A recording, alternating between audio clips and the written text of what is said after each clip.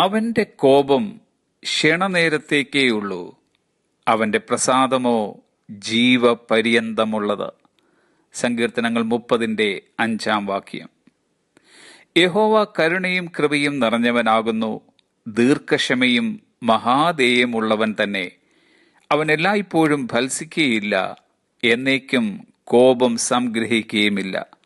103 സങ്കീർത്തനം 8-9. കരുണയും കൃപയും ദീർഘക്ഷമയും മഹാദയമുള്ള ദൈവത്തെ നമുക്കെല്ലാവർക്കും ഇഷ്ടമാണ്.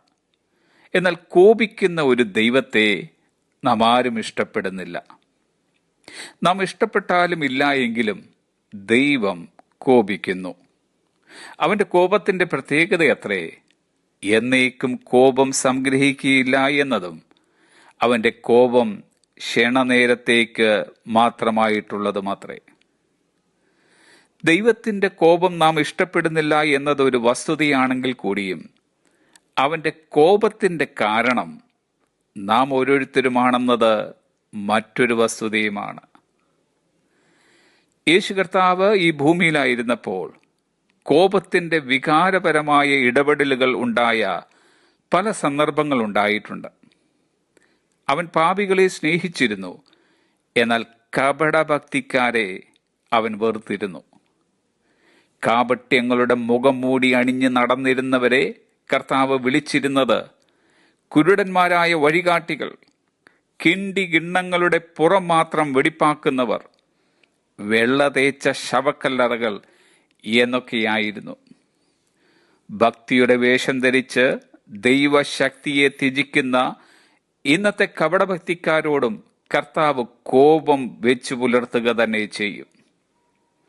സ്വന്തം തെറ്റുകളെ മറച്ചുകൊണ്ട് മറ്റുള്ളവരിലെ തെറ്റുകളെ ചൂണ്ടിക്കാട്ടുകയും അതിനെ പിന്നെ പരസ്യമാക്കുവാനും ഇന്ന് പരിശ്രമിക്കുന്നവർ കപടഭക്തിക്കാരുടെ കൂട്ടത്തിൽ പെടുന്നവരത്രേ. ഫിലിപ്പ് യാൻസി ഇങ്ങനെ പറഞ്ഞിട്ടുണ്ട്: Some Christians get very angry toward other Christians who sin differently than they do. ചില ക്രിസ്ത്യാനികൾ അവർ ചെയ്യുന്നതിൽ നിന്നും വിഭിന്നമായ വേറെ പാപങ്ങൾ ചെയ്യുന്ന മറ്റു ക്രിസ്ത്യാനികളുടെ നേരെ വളരെ ശുഭിതരാകുന്നു. ഇതൊരു കപടഭക്തിയുടെ പ്രകടനമാണ്. The odious complacency of the self-consciously pious. അഹങ്കാരത്തിന്റെ ദൈവഭക്തിയായുള്ള അസഹ്യമായ ആത്മസംതൃപ്തി. അതിനാൽ നാം ആരും ചതിക്കപ്പെട്ടുകൂടാ. പ്രാർത്ഥനാലയം എന്ന് വിളിക്കപ്പെടുന്ന ദേവാലയത്തെ വാണിഭശാലയാക്കിയപ്പോൾ, കള്ളന്മാരുടെ ഗുഹയാക്കി മാറ്റിയപ്പോൾ കർത്താവ് കോപിച്ചു. മറ്റൊരവസരത്തിൽ കഫർന്നഹൂമിലെ പള്ളിയിൽ വെച്ച് വരണ്ട കൈയുള്ള മനുഷ്യനെ ശബത്ത് ദിവസത്തിൽ സൗഖ്യമാക്കും വേളയിൽ അവിടെ ഉണ്ടായിരുന്ന പരീശന്മാരുടെ ഹൃദയ കാഠിന്യം നിമിത്തം കർത്താവ് കോപിക്കുകയുണ്ടായി.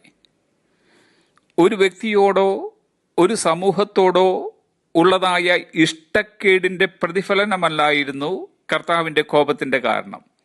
പകരം അവർ വെച്ചു പുലർത്തിയിരുന്ന പാപപ്രവൃത്തികളത്രേ കർത്താവിന്റെ കോപത്തിന് അവർ ഇരകളായി തീരുവാനിടയായത്. കർത്താവിന്റെ കോപത്തിന്റെ പ്രത്യേകത, അവൻ ഒരിക്കലും നിയന്ത്രണം വിട്ട് കോപിച്ചിട്ടില്ല. കർത്താവിന്റെ വികാരങ്ങളല്ലായിരുന്നു അവനെ നിയന്ത്രിച്ചിരുന്നത്, മറിച്ച് കർത്താവ് തന്റെ വികാരങ്ങളെ നിയന്ത്രിക്കുകയായിരുന്നു. ഒരു നിമിഷത്തേക്കായിട്ട് പോലും കർത്താവിന്റെ കോപത്തിന് നാം ആരും ഇരകളായി തീരരുത്.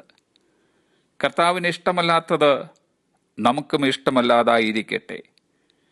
നാം അവന്റെ ഇഷ്ടപ്രകാരം ജീവിക്കുന്നുവെങ്കിൽ കർത്താവിന്റെ കോപമല്ല, പിന്നെയോ ജീവപര്യന്തം നിലനിൽക്കുന്ന അവന്റെ പ്രസാദമായിരിക്കും നാം ഏറ്റുവാങ്ങുക.